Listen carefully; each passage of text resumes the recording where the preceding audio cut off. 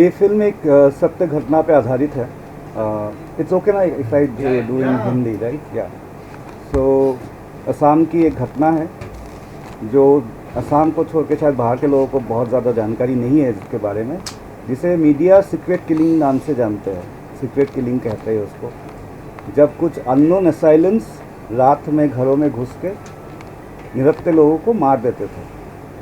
उसके बाद में बहुत सारा इंक्वायरी हुआ, बहुत कुछ हुआ, पर आज तक ये नहीं पता चला कि वो कौन थे, क्यों मारते थे, और जिनको भी मारा जाता था उनका एक कनेक्शन होता था एक उग्रवादी ऑर्गेनाइजेशन के साथ, और क्योंकि उनका एक कनेक्शन है तो फैमिली को ही वाइप आउट कर दिया जाता था. तो ये फिल्म उसी डार्क चैप्टर को दर्शाता है, जहाँ पे मेरा जो मेन किरदार है एक young boy with lot of hopes and dream, जो बाहर पढ़ाई करता है, एक अच्छा ज़िंदगी जीना चाहता है, एक हैज़ अ ड्रीम जिसका नाम निर्भय है, जो अनुराग सिन्हा प्ले कर रहे हैं. ऐसी ही एक घटना के दौरान उसका पूरा जीवन, पूरा ड्रीम, एवरीथिंग चेंजेस. एंड मैं बेसिकली दिखाना चाहता था कि किसी भी तरीके का वायलेंस अंत में खराबी होता है. So the film is basically giving a message that any kind of violence for any reason finally is futile. And we hope that ये फिल्म देख के सिर्फ मैं इसे भी ये नहीं बोलूँगा कि इंडिया के लिए, ये फिल्म एक्चुअली पूरे ग्लोबल वर्ल्ड के लिए ही है. बिकॉज ऐसी कोई भी वायलेंस चीज़ें जब होती है, we should know, we should tell दो stories, we should remember those bad times so that we never repeat that again. जहाँ तक हम लोग ने ट्रेलर देखा है, सारे किरदार बहुत ज़्यादा इम्पोर्टेंट है. अगर एक एक करके किरदार के बारे में अगर एक्टर्स बता पाए. हाँ, तो मेरे सबसे मेन किरदार अनुराग जी है, अनुराग Sinha.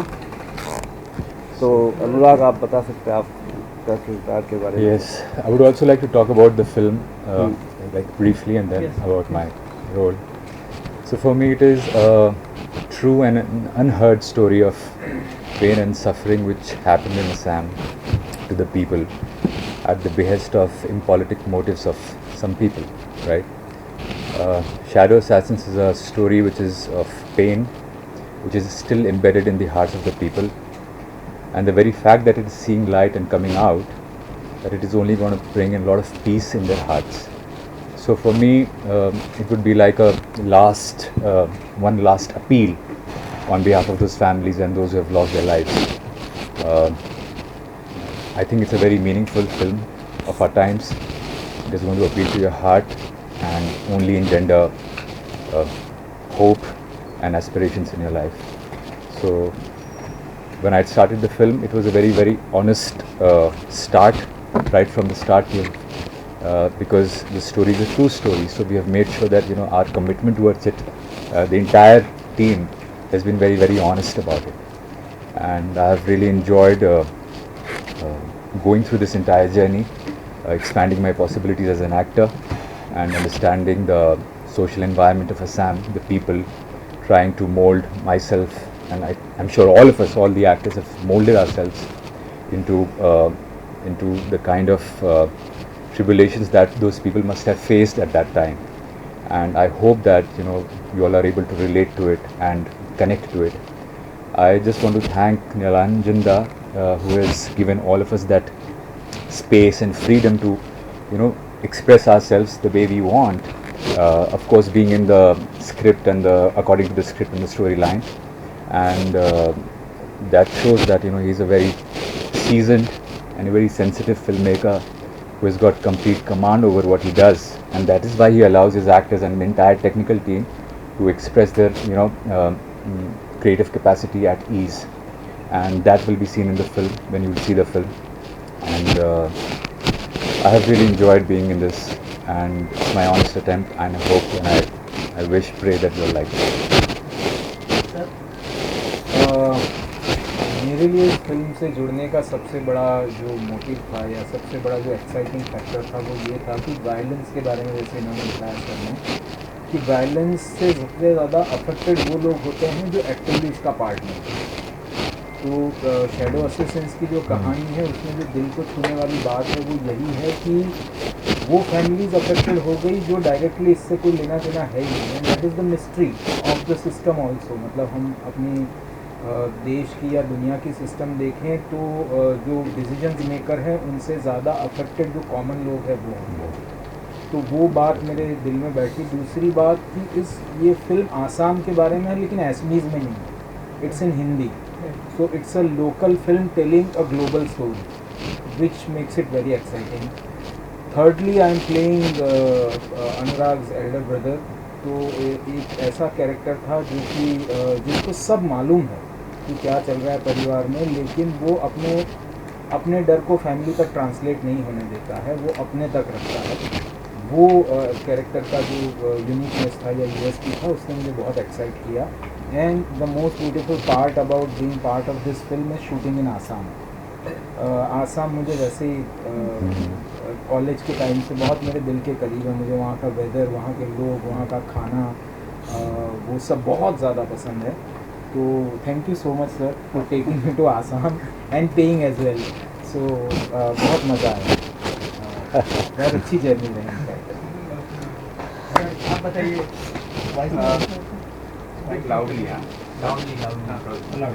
Hello everyone, thank you so much कि आप लोग आए। थैंक यू सो मच हमारे डायरेक्टर साहब नीलांजन सर और अनुराग सर। मैं इतना हैप्पी, इतना खुश, मैं जितना भी अब तक ये काम किया हूँ, हालांकि मेरा अनुभव अभी बहुत कम है, अब नहीं किया हूँ मैं, बट पहली बार ऐसा मुझे लगा कि मैं कूल, इतना शांत और इतना अच्छे तरह से काम कर पाया आसाम में जाकर। और मैं इसमें एक कैरेक्टर प्ले कर रहा हूँ चिन्मय का। चिन्मय करने से पहले एक बड़े महान कलाकार थे हमारे बीच, ब्रह्मा मिश्रा साहब, जो कि इस कैरेक्टर प्ले कर रहे थे वो। और शूटिंग से कुछ दिन पहले उनके निहान दिया, तो हालांकि वो हमारे बीच में नहीं है, वो जहाँ भी है उनकी आत्मा को शांति मिले, उनकी परिवार को इस दुख की घड़ी में शक्ति प्रदान करे ईश्वर। बस मैं यही चाहता हूँ। और thank you sir, thank you so much हमारे टीम, मनोज सर, कि मुझे इतनी खूबसूरत टीम के साथ काम करने का अवसर मिला। इसके लिए आप सभी का तहे दिल से शुक्रिया sir. Thank you so much all of you. मेरा किरदार है अनुराग की मम्मी का, जो मेरी फैमिली का बेटा, बड़ा बेटा वो है, छोटा बेटा ये है। ये मेरा सबसे प्यारा बेटा है क्योंकि वो दूर पढ़ता है, पूना में पढ़ता है, आसाम से दूर। बहुत ही ज़्यादा प्यारा है ये। और ये जब सीन्स होता है कि ये आता है घर पे, फिर मैं इसके लिए स्वेटर बुनती हूँ, खाना बना, इसकी फेवरेट फूड बनाती हूँ, तो ये बहुत ही ज़्यादा लगाव है उसके साथ। जब इसको जब लेके जाते हैं पुलिस, जो भी सीन्स होता है, हाँ, तो जो ये इमोशंस है वो मतलब बहुत ही ज़्यादा गहरा है, बहुत ही ज़्यादा अंदर है। बहुत लंबा रोल नहीं है, बहुत छोटा रोल है, सीन्स भी कम है, लेकिन इम्पैक्ट बहुत ज़्यादा है।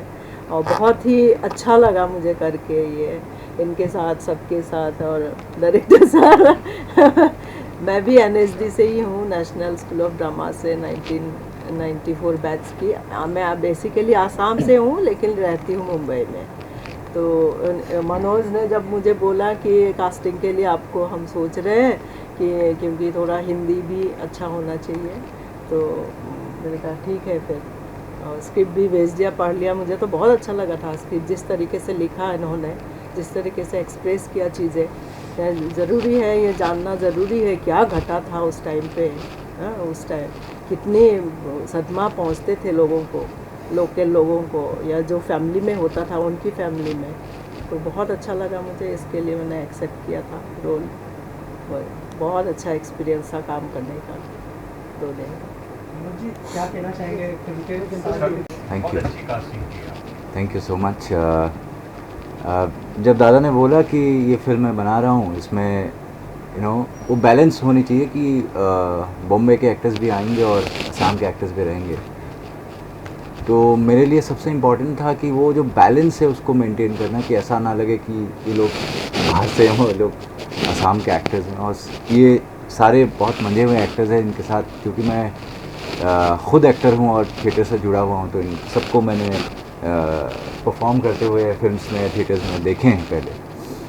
तो जब मैंने स्क्रिप्ट पढ़ा तो मुझे कैरेक्टर्स दिखाई दिए, और सब ने मैंने बहुत कम एक्टर्स को अप्रोच किया था सारे, तो मैं सबका शुक्रगुजार हूँ कि सबने एक्सेप्ट किया जो भी रोल्स, एंड बहुत अच्छी तरीके से सबने निभाया है। तो thank you all for my cast. And अगर क्योंकि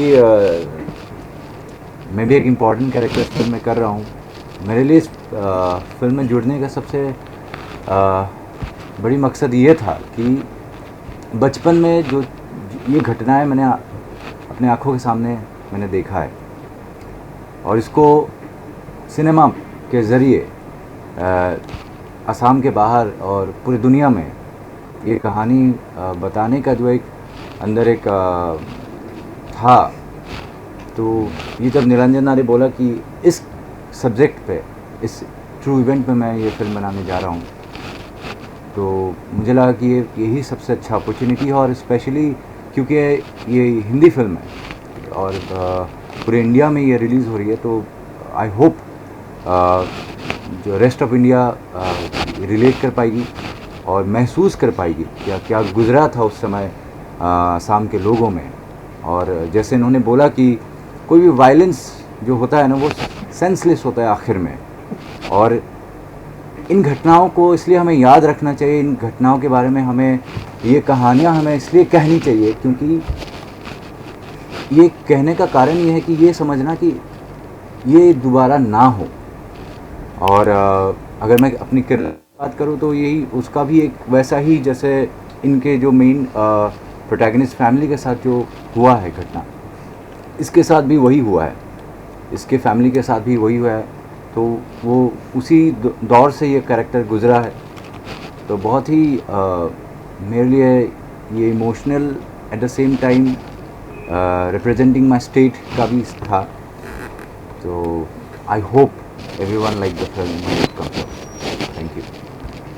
तो नीलांजन दा को थैंक यू, और मनोज को, पूरी टीम को, कि हम सब लोग इस फिल्म का हिस्सा बन पाए। देखिए, एक आर्टिस्ट की जिम्मेदारी होती है कि जब कोई ऐसी जिम्मेदार फिल्म कही जा रही हो तो उसमें भी अगर उसको शामिल होने का मौका मिले, क्योंकि हम सब के सामने जितने हम एक्टर्स हैं, कमर्शियल फिल्म्स ऐसी आती हैं जो कि चाहे वेब सीरीज़ हो या कुछ भी काम हो, तो जो हम लोग करते रहते हैं। लेकिन जब कोई एक ऐसी ज़िम्मेदार फिल्म बनाने की कोशिश करे तो हम सब की एक रिस्पॉन्सिबिलिटी ये भी हो जाती है कि हम सब जुड़ें और अपना बेस्ट उसको दे सकें। तो जब ये स्क्रिप्ट मनोज ने भेजी थी तो मुझे पढ़ते ही समझ में आ गया था कि एक ऐसा सिनेमा बनने जा रहा है जिसका मुझे हिस्सा बनना बहुत ज़रूरी है।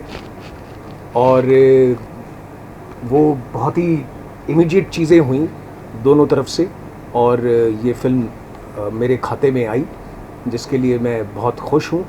और जो किरदार की बात है तो देख रहे हैं कि भाई हैं, माँ है, बेटा है, दोस्त है। तो मैं इसमें एक सिस्टम हूँ, एक ऐसा सिस्टम जहाँ से बहुत सारी चीज़ें ऑपरेट होती हैं। उस सिस्टम का फेस हूँ मैं, जिसको फेस इस फैमिली को करना होता है। और जब किसी एक पावरफुल जगह से कोई सिस्टम ऑपरेट हो रहा होता है तो वो सिस्टम ना चाहते हुए भी किस तरीके से काम करता है वो इस फिल्म में दिखाया गया है। कि उनके हाथ में, हमारे सिस्टम के हाथ में कुछ होता नहीं है। हर एक का एक चेन्स बनी हुई है जहाँ से वो जा कर के ऑपरेट होता है और वो चीज़ें टैकल की जाती हैं। तो बाकी ज़्यादा ना बताते हुए यही है मेरे किरदार के बारे में, ताकि आप जब फिल्म देखें तो आपको वो सरप्राइज़ मिले और साथ ही साथ वो सरप्राइजिंग शॉक मिले जो आपको सोचने के लिए मजबूर करे, जिस वजह से दादा ने ये फिल्म बनाने की सोची। तो यही बात मैं कहना चाहूँगा। And thank you so much कि मैं इस फिल्म का हिस्सा बन सका। निरंजन दा, आपसे जानना चाहूँगा। हाँ, अभी असम का स्थिति बहुत ही बेहतर है और असम का सरकार अभी, इवन जो हेमंत बिश्व शर्मा को भी इस घटना के बारे में पता है, उन्हें भी इस घटना के बारे में उन्होंने बहुत बार जिक्र कर चुके हैं कि उन्हें भी दुख है इस घटना को लेकर। एक्चुअली असम के जितने लोग हैं सभी को इस घटना से it's like a dark chapter. जहाँ तक मेरा कहना, मैं असम से हूँ और मैं पूना फिल्म इंस्टीट्यूट से ग्रेजुएट हूँ। इससे पहले मुझे 2 बार नेशनल अवार्ड भी मिल चुका है। पर ये फिल्म जब मैं बनाने के लिए सोचा था, इसके पीछे एक बहुत बड़ा कारण यह है कि क्योंकि मैं असम से हूँ और मैं पूना में पढ़ाई करता था, मैं बहुत क्लोजली ये घटना घटते हुए देखा हूँ। मैं ऐसे बहुत लोगों को जानता हूँ जिनके साथ ये घटा है। ये मैं सालों से चाहता था कि इस पे मैं कभी एक फ़िल्म बनाऊँ, पर क्योंकि ये फ़िल्म थोड़ा सा अलग है, इसको बनाने में ऑफ कोर्स डिफ़िकल्टीज़ था, फाइनेंस लाने में डिफ़िकल्टीज़ था, पर ये मैं रिसर्च के लिए मैं बता सकता हूँ कि ये रिसर्च करीब मैं 2004 से किए जा रहा हूँ। इस फिल्म के पीछे जो मेन मैंने चीज़ें दिखाया है या दर्शाया है, फिक्शनल डिपिक्शन है। ये जस्टिस के एन शोल्किया करके एक रिटायर्ड सुप्रीम कोर्ट जस्टिस थे, जिन्होंने इसके ऊपर एक इंक्वायरी किया था। उस इंक्वायरी कमेटी रिपोर्ट को लेके ही मैंने ये पूरा फिल्म को मेनली रिसर्च किया। इस घटना के ऊपर एक किताब भी है जिसका नाम है सीक्रेट किलिंग ऑफ असम, वो भी मैंने पढ़ी। और न्यूज़पेपर मेरा रिसर्च का सबसे बड़ा, आप फिल्म भी देखेंगे तो आप वो दिख जाएगा, न्यूज़पेपर, क्योंकि न्यूज़पेपर ने ही एक टर्म कॉइन किया था सीक्रेट किलिंग्स, तो उसी से मेरा रिसर्च है। और क्योंकि मैं बहुत लोगों को बहुत करीब से जानता था तो मुझे पता था एग्जैक्टली अंदर में क्या हो रहा था। पर एक चीज़ मैं जानबूझ के कहना चाहता था कि फिल्म का नाम शैडो असैसिन्स है, क्योंकि जस्टिस के एन की रिपोर्ट भी 2018 में गुवाहाटी हाई कोर्ट ने खारिज कर दिया है। सो जो भी जस्टिस के एन की रिपोर्ट ने भी बोला था वो भी आज के डेट में खारिज है। सो कौन है वो मिस्ट्री रह गया, तो इसीलिए मेरा फिल्म का नाम भी शैडो असैसिन है। और मैं इसलिए किसी को ब्लेम नहीं कर सकता हूँ, क्योंकि कोई नहीं कर सकता। हम सबको पता है क्यों हो रहा था, कैसे हो रहा था, पर कोई खड़ा होकर बोल नहीं सकता कि इसलिए हो रहा था और ये कर रहे थे। इसलिए फिल्म का नाम भी शैडो असैसिन है। निरंजन, ट्रेलर हम लोग देख रहे थे, बहुत सारी चीज़ों के साथ कनेक्ट हो रहा था, बी इट 90s में सरगोश आई या फिर रिसेंटली हैदर आई, even black and white for that matter, हर चीज़ के एक एलिमेंट उसमें नज़र आ रहे थे। तो as a film maker I want to understand कि इस तरह का कंसेप्ट जब सब्जेक्ट आता है ऑन पेपर, ईजी होता है फिल्म मेकर के लिए कि यार ऐसे कुछ बना दें और उसके बाद फिर कुछ चीज़ें जो आप दिखाना चाहते हैं, आप प्रेजेंट करना चाहते हैं, that works out for the audience, specially in this subject. Yes, a film like this, I will say, is not easy at all, because it is difficult. Because I am trying to encompass a lot of a long period of time in 2 hours, with a lot of emotion, a lot of suppressed emotion that I wanted to show. So, like the character that Hemanji is playing is actually a character who knows everything, yet he is a control character, because he wants that he is in Assam and his brother who is studying out in Pune, Nirbhay, doesn't get sucked into it. Now to get into that, another important character which is completely fictionalized but becomes very important for me is the character that Mishti plays. Now he is already pursuing his dream and she wants to pursue her dream.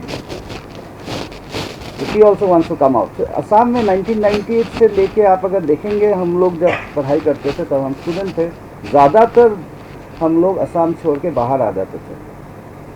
Either हम दिल्ली में आ जाते थे या पुणे आते थे पढ़ाई करने। उसका मेन रीज़न ये था कि उस समय माहौल अच्छा नहीं था। अब वैसा नहीं है ऑफ कोर्स। तो ये फिल्म बनाते टाइम मेरे को the difficulty was to how to structure it, because I am following 4 years 1998 to 2001। So ये एक थोड़ा स्ट्रक्चरल प्ले है फिल्म में। तो it has a structural play, linear नहीं है कि अब शुरू हुआ और ख़त्म जैसे नॉर्मल कहानी होता है, वैसा नहीं है। बहुत डिफ़िकल्ट स्ट्रक्चरल भी नहीं है, जैसे कौन सा फिल्म है, मेमेंटो जैसा, वैसा भी कुछ, या गजनी जैसा, या इंसेप्शन जैसा, बट एक स्ट्रक्चरल प्ले है। अनुराग भाई, also for you, I mean बहुत कम प्रोजेक्ट्स में हम आपको देखते हैं, तो मेरी सिलेक्टिव की कुछ खास सब्जेक्ट है उसके ऊपर आप वर्कआउट करें, या इसमें भी क्या कुछ आपके तरफ से किस तरह की activity? So I have see, the thing is that if I like the story, and if I like my role in the script, then I take it, right? In this film especially, I am very much moved by the honesty of the script, of our director, and I absolutely relate to the kind of journey these people must have had at that time.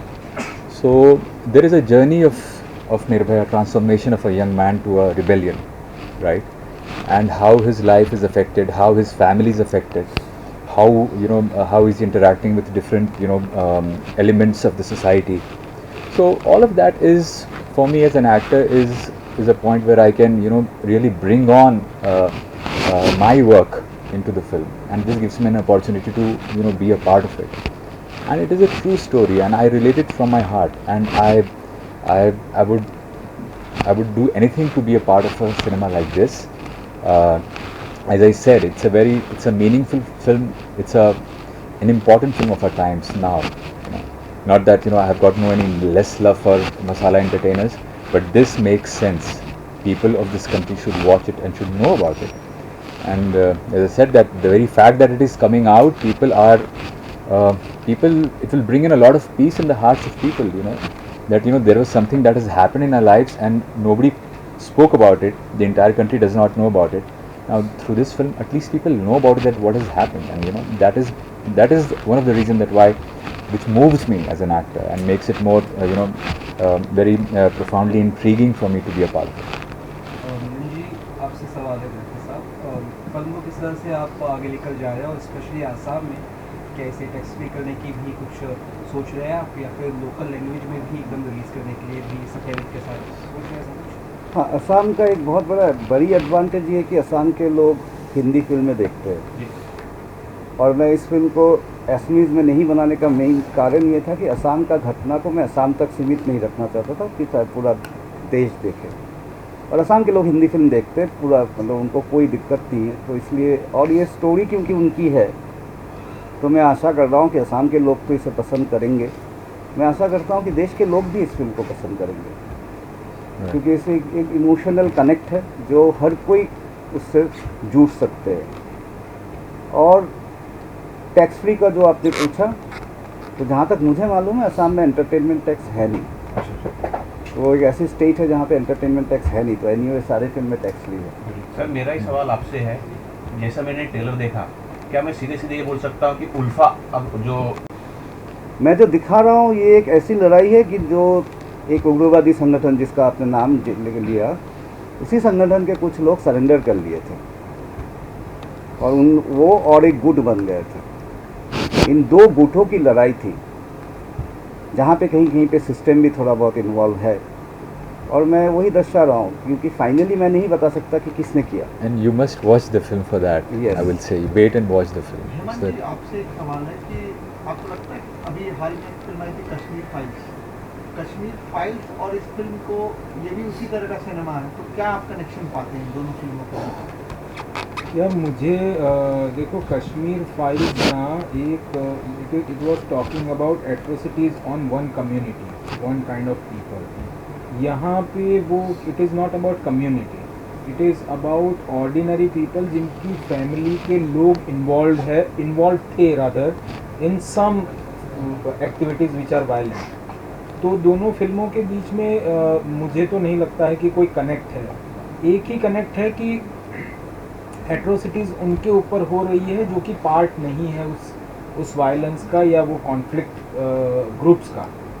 तो ये एकमात्र connect है, बाकी और Kashmir files का और इस film के सब्जेक्ट पॉइंट ऑफ व्यू से कोई मुझे कनेक्ट दिखाई नहीं। आपका क्या थॉट प्रोसेस था जब ये फिल्म आपके पास आई?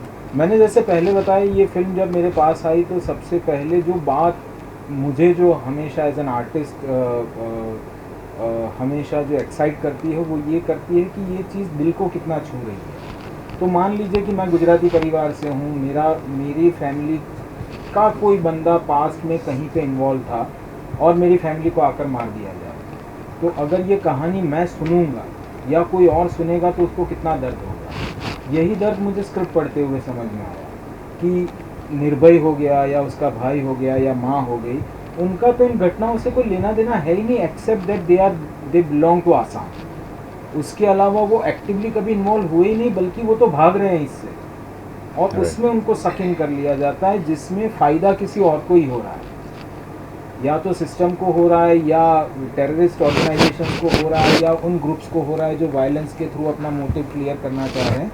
इनका कोई लेना देना नहीं है और वो सक इन हो जाते हैं और वो किस तरह से किसी ड्रीम को तोड़ देते हैं। तो मेरे लिए वो बहुत एक्साइटिंग फैक्टर था। दूसरा, जैसे सर ने बताया कि वो स्ट्रक्चरली स्क्रिप्ट बहुत अच्छी लिखी गई है, तो वो एक्साइट किया। और तीसरी सबसे इम्पॉर्टेंट बात ये है कि जैसे गुजराती एक फिल्म आई थी हिल्लार, ठीक है, लेकिन गुजराती फिल्म, उस हिल्लारो फिल्म का सब्जेक्ट यूनिवर्सल था। क्या सब्जेक्ट था उसका? कि औरतों को भी एक वेंट आउट चाहिए जहाँ पे आकर वो अपनी सीमाओं को तोड़ के आगे निकल जाए। वैसे ही ये भी यूनिवर्सल बात है कि आज जो गाज़ा में हो रहा है या जो रेफ्यूजीज़ के साथ हो रहा है वो या कश्मीरी पंडित्स के साथ भी हुआ था, तो वो जो वायलेंस कर रहा है वो मैं नहीं हूँ, जो अफेक्टेड हो रहा है। वो यूनिवर्सल बात इस फिल्म की है कि जो जिनका इस वायलेंस से कोई लेना देना ही नहीं है वो अफेक्टेड हो जाते हैं और उनकी ज़िंदगी पूरी टर्न अराउंड हो जाती है। That is the thing that grabbed my attention end of course the honesty. हाँ, एक और चीज़ है कि दिल्ली को ज़्यादा ध्यान नहीं होता था नॉर्थ ईस्ट का। आपको लगता है अब नॉर्थ ईस्ट नेशनल पटल पे आ गया है? बहुत आ गया है, बहुत अच्छी तरह से आ गया है। जैसे अभी मोदी साहब ने नागालैंड में जाके एक एयर स्ट्रिप का वो किया, इनॉग्रेशन किया, और वो एक जगह है ना जो इससे वो कहते हैं कि 27 या 28 किलोमीटर का लैंड चिकन्स नेक। हाँ, चिकन्स नेक है, जिससे वो एक्चुअली क्या है कि हम कितनी भी तरीके से ये बात कर ले कि हमारे पॉलिटिकल लीडर जिम्मेदार है या सिस्टम जिम्मेदार है, लेकिन एक जियोग्राफिकली भी वो जगह थोड़ी सी कटी हुई थी ही। लेकिन चूंकि अब विस्तार हो रहा है, अब डेवलपमेंट हो रहा है, तो वहाँ भी पहुँच रहे हैं। वैसे देखा जाए तो आप राजस्थान के दूर दराज के इलाके में चले जाओ या गुजरात के दूर दराज के इलाकों में चले जाओ, वहाँ भी डेवलपमेंट अभी तक नहीं पहुँचा है ना। तो उसकी बात ज़्यादा इसलिए होती है क्योंकि वो एक कटा हुआ, जियोग्राफिकली भी कटा हुआ, कल्चरली भी थोड़ा सा पूर्वोत्तर की तरफ का कल्चर है, तो वो मिलने में थोड़ी दिक्कत हो रही थी। लेकिन मुझे याद है मैं 2003 से आसाम जा रहा हूँ और तब से लेकर अब तक एक बहुत ही ह्यूज चेंज ओवर है जो कि नज़र आ रहा है और बहुत ही अच्छा है। अगर देश के सारे हिस्से एक साथ मिलकर हम लोग जी पाए तो इससे खूबसूरत देश कौन सा हो सकता है। And art blurs the lines, जब आप इस सिनेमा के ज़रिए भी ये बहुत टफ होता है। जैसे ये फिल्म हिंदी में बनी है तो आसाम को लोग जान पाएंगे और ज़्यादा जान पाएंगे। सो सिनेमा ऑल्सो हेल्प।